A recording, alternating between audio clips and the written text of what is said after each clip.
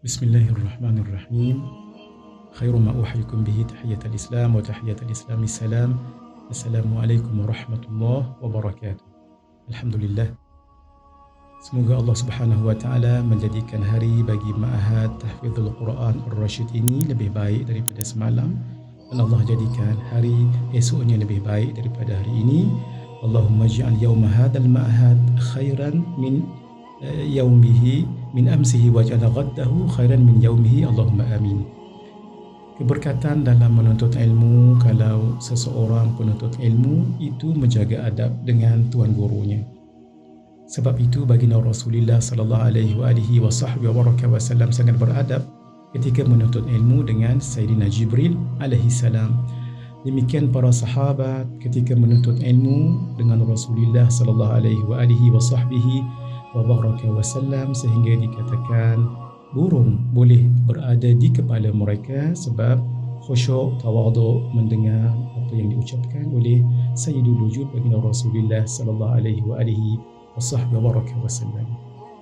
Ketika meninggal wafatnya Sayyidul Wujud, Sayyidina Ibnu Abbas radhiyallahu taala merasa tidak puas untuk menuntut ilmu daripada baginda.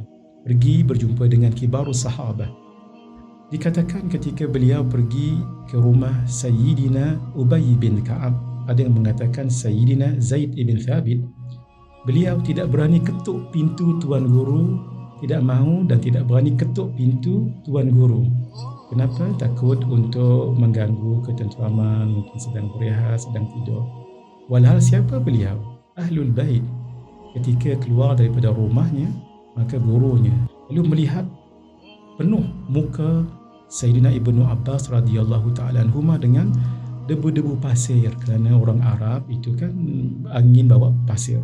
Kemudian dilihat dan digoncang rupa-rupanya yabna ammi Rasulillah. Ya Allah, ini rupanya sepupu Rasulullah sallallahu alaihi wasallam. Adab tidak berani ketuk pintu, takut mengganggu gurunya.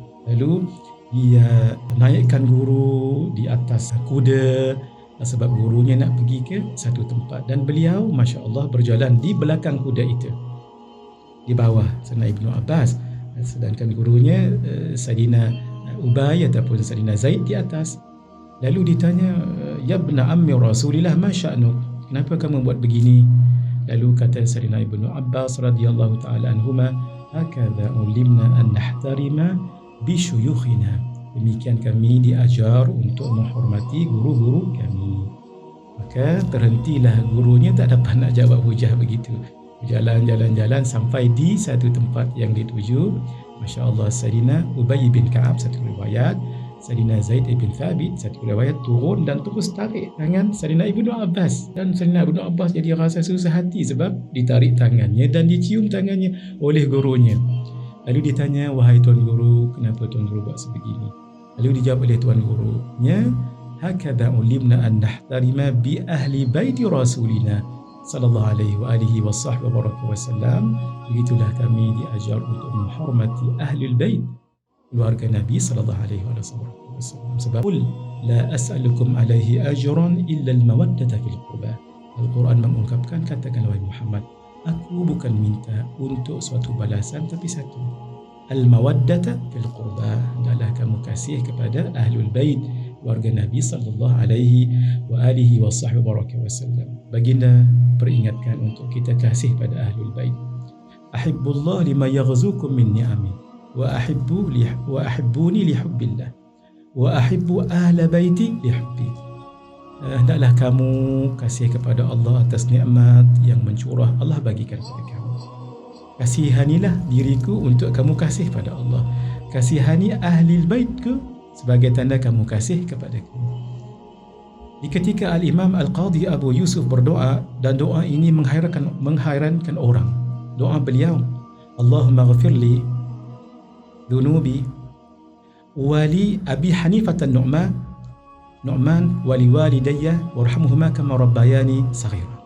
Ya Allah, ampunkan dosaku dan dosa guruku Abu Hanifah Nu'man, Imam Abu Hanifah, dan kedua orang tuaku, dan sayangilah keduanya sebagaimana mereka menyayangiku daripada kecil, sejak kecil. Orang bertanya, wahai imam, kenapa tuan berdoa sedemikian? iaitu berdoa untuknya dan gurunya, barulah kedua orang tuanya.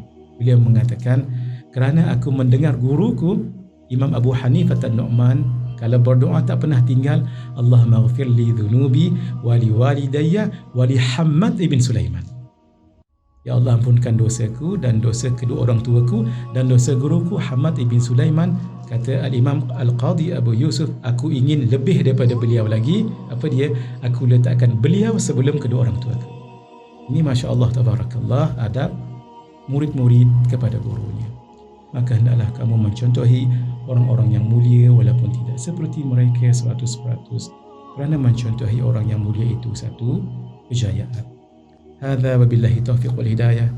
Wassalamualaikum warahmatullahi wabarakatuh.